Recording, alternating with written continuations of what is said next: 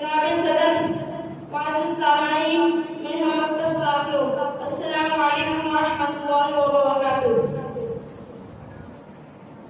آج مجھے جس موضوع پر لب کشائی کرنے کا موقع ملا ہے وہ ہے میری پہچان پاکستان۔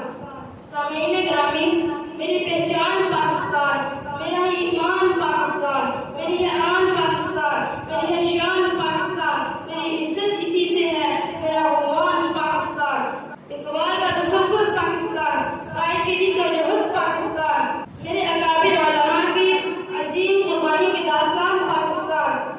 جی ہاں، وہ پاکستان جس کے نظریے اور اصولوں کی خاطر ایک نہیں، 100 نہیں، ہزاروں نہیں، بلکہ لاکھوں لوگوں نے اپنا خون دیا۔